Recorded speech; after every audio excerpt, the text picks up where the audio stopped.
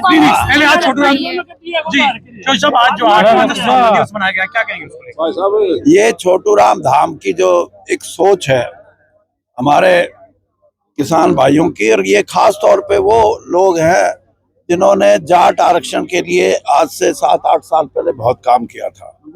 और इसमें सबसे बड़ी बात यह है कि इसके माध्यम से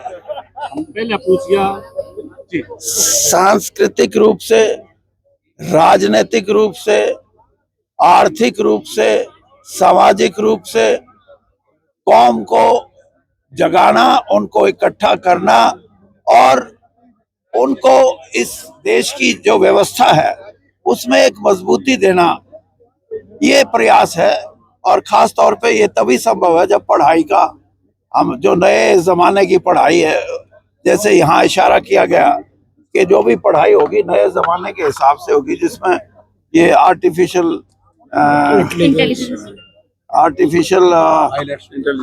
इंटेलिजेंस है और भी कई चीजें ऐसी हैं जो जब हम पढ़ते थे तो हमारे प्रिंसिपल के बेटे का बीए में 2nd डिवीजन में पास हो गया, नहीं 1st डिवीजन में। हम देखने गए उसको, कहा यार ये 1st डिवीजन वाला कौन है? आज के जमाने में सब चीजें बदली हुई है। आज के जमाने में 98% से कम नंबर आ जाए तो बच्चा ही रोना शुरू कर देता है, माँ बाप तो रोते रोते हैं। तो इसलिए एक व्यवस्थित रूप से हमारा समाज शिक्षित हो, और शिक्षित का मतलब ये नहीं है कि शिक्षित हो और शिक्षा में अपनी सोच के मुताबिक वो जिंदगी में जाए, चाहे उसको उद्योगपति बनना है, चाहे उसको उद्योग में नौकरी करनी है, चाहे वो किसी सर्विस में जाना चाहता है या खेती के अंदर एक नई सोच के साथ खेती करना, ये सारी चीजें। तो ये इसका समाधान यहाँ होगा मुझे लगता है। और आज जिस तरह से विदेशों से भी और कई राज्यों से यहाँ समाज के लोग आए हैं, उससे ये एक अच्छा स्थल बनेगा। और जैसे कहा यशपाल मलिक जी ने कि हमारे यूनिवर्सिटी बढ़ाने की भी इसकी सोच है, तो वो और भी अच्छी बात है। इसमें समाज को जोड़ने की बात आपने की है आज स्टेज से, ये बहुत बड़ा मुद्दा आपने उठाया है, क्या कहें?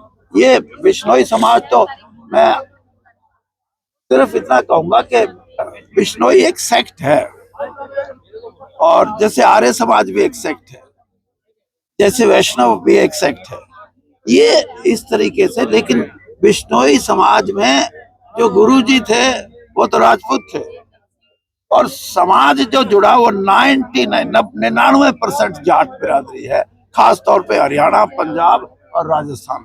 आपने जिस तरह से कहा कि हिंदुस्तान और पाकिस्तान के जाट एक हो जाए तो झंडा ही खत्म हो सकता है। हाँ, हो सकता है, संभव है।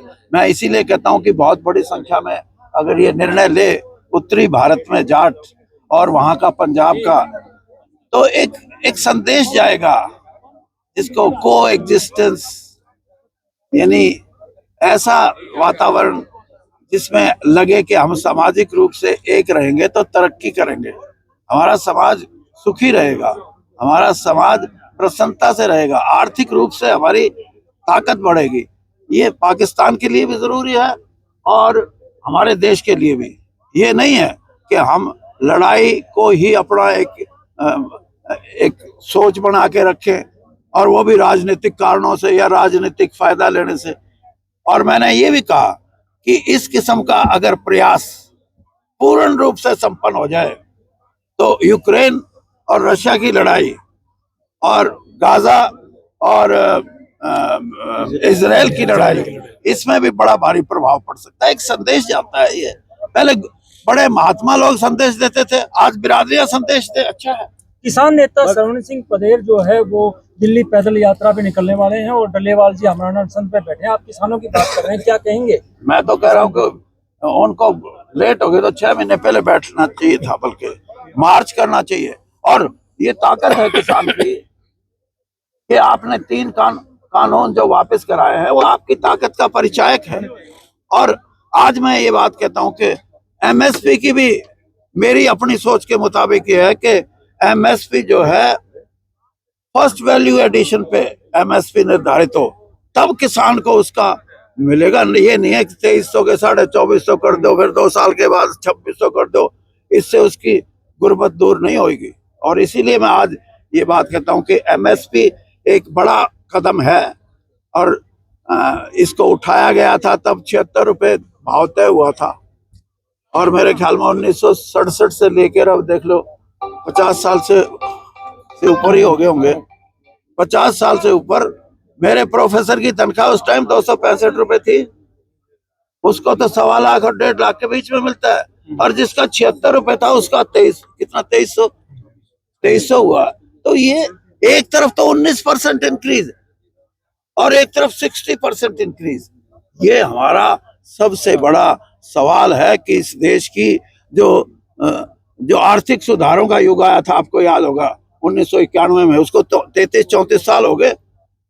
आज हम दुनिया की 5वीं बड़ी अर्थव्यवस्था तो बताते हैं अपने आप को, लेकिन उसका किसान को क्या मिला? उसका जो मेहनत करता है गरीब कमेरा वर्ग, उसको क्या मिला? उसका हिस्सा जब तक नहीं बढ़ेगा इस देश की धन दौलत में, तब तक किसान और कमेरा वर्ग इकट्ठा होकर अपनी लड़ाई लड़े। मैं तो ये कहता हूँ। वीरेंद्र जी, आप एक बड़े राजनीतिज्ञ हैं, काफी अनुभव है, आप दोनों पार्टियों में बड़े पदों पर रहे हैं। क्या आपको लगता है क्या बड़ा कारण है कि कांग्रेस अभी तक नेता विपक्ष जो है नहीं चुन पाई है? आप देखो, अब राजनीति में घुस रहे हो। आज तो छोटू राम धाम और उससे जुड़ी हुई बात करो। नहीं, आपको क्या लगता है क्या कारण है उसका? क्योंकि आप काफी अनुभव है। आप सापला में दीपेंद्र हुड्डा जी के साथ थे धाम पे। मैं सबके साथ, उसमें तो किसानी थे। नहीं, मैं सबके साथ, मैं हर आदमी। विधानसभा चुनाव में कांग्रेस की हार के साहब, आपने बात की समाज को जोड़ने के लिए।